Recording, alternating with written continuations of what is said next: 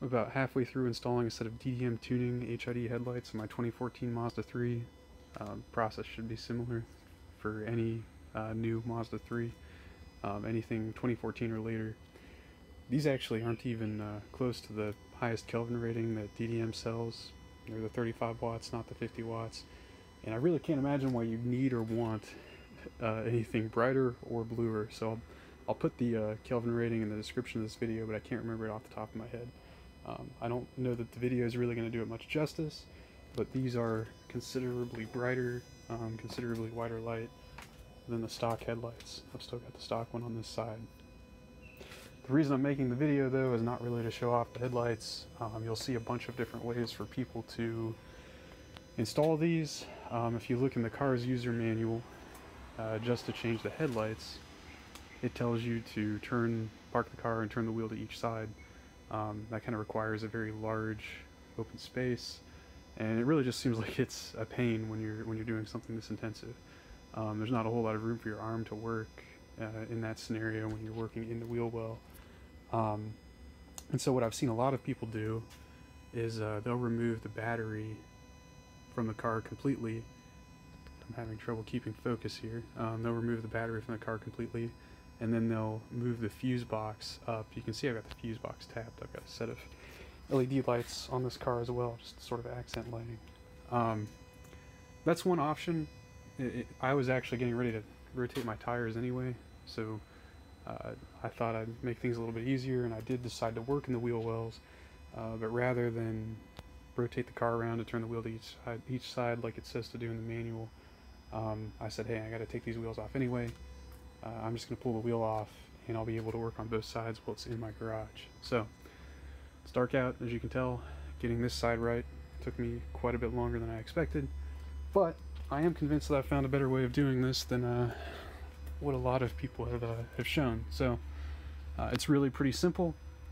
My wheel's off. I've got a shop light in there that's sort of making it hard for the camera to focus, but you know, my wheel's off. There were several of those push connect type connectors on this plastic mud guard. You really only have to take them off on this side. There's another piece of plastic on this side you don't even have to mess with. You pull all those off. There are some screws as well as plastic inserts on this side, and there's a couple of screws over here that are harder to get to. There's another piece of plastic here, and you'll have to get that off and just kind of get your arm in with a tool like a socket or a wrench or something, and that should make it as easy as it's going to get anyway. Once you pull this off, you can peel it way back. You got plenty of room to work, and there is a great spot to mount the HID ballast that you wouldn't be able to get to from the top, or at least I think it'd be pretty hard to get to from the top. I actually wonder if maybe this is where the stock ballast goes. Anyway, it fit there quite nicely. There is tap points on the ballast, but they are quite obviously to mount it vertical. I didn't mount it vertical, I mounted it horizontal. So I also went and secured it with zip ties. I did not just use the zip ties. I realize that looks sloppy on the camera. It's not quite as bad in person, but the zip ties, at least for the most part, until something rusts through, are really just as a backup, and so that the ballast doesn't fall through the top, since this is really meant to be mounted upright. I've secured all the wiring with zip ties as well, and tried to make it as easy as possible if I ever have to replace the bulb. Leave those interconnects as close to the bulb as possible. So I think that if I ever needed to replace it, I could get to it from the top. I just really have to squeeze my hand in. The ballast hopefully will be mounted permanently. I used the screws as well. Like I said, the zip ties are really just a backup. And I bent the top of the ballast. There's a little metal piece. Don't have a whole lot of space here, but I basically bent this metal piece up top into a Z pattern to get the hole in the right position. Did not have to drill a single hole in my car. Holes were already more or less in place. I was able to just bend the metal to fit, and then secure everything with zip ties as backup. So, got to do the same thing on the other side, but as you can see, the process should be similar, and there's actually a lot more space over there. So, hopefully this helps some of you guys, makes this process easier, and hopefully headlights turn out well as also. One other thing worth noting, when you get a kit like this, I find it's good to get one side off and then test each ballast and light combination on that side before you move to the other side. That way if there is any issue and you have to send it back for warranty, at least you've only invested the time for one side.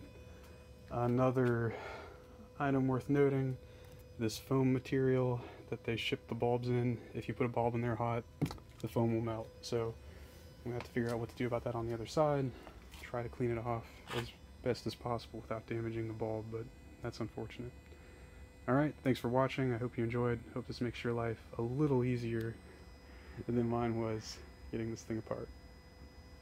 Hi guys, when I got to the passenger side, I couldn't mount the HID ballast on this cross member. It turns out that this is actually where they mount the windshield washer fluid dispenser.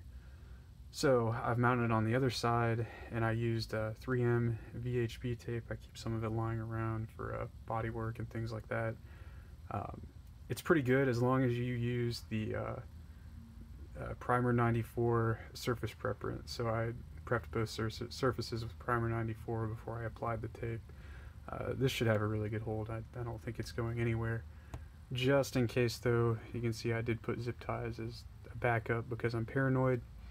The other thing that occurred to me is on the driver's side, I zip tied my cables to this this support here, and I think I went straight through the through hole, thinking that it was just an open through hole. This is where one of the push pins that hold the fender go, so I'm going to have to go to the other side and fix that. Just a heads up on that. Otherwise, this side is installed too, and everything should work just fine. Hey guys, one more note here that I forgot to mention in the video itself. The HID kit is polarity dependent, meaning when you plug the socket from the vehicle stock harness into the HID ballast, you have to get the polarity right. There is no tab or anything to make sure that the polarity is right, because the bulb that they put in the car doesn't care. You can plug it in either way and it'll still work. But for the HID kit, the polarity has to be correct. So if you plug your HID kit in and nothing happens, before you give up on it, make sure that you unplug that plug for the ballast, try it the other way, and see if it works there. I think that's the only thing that I forgot to mention in the video, so best of luck to anyone that tries this install themselves.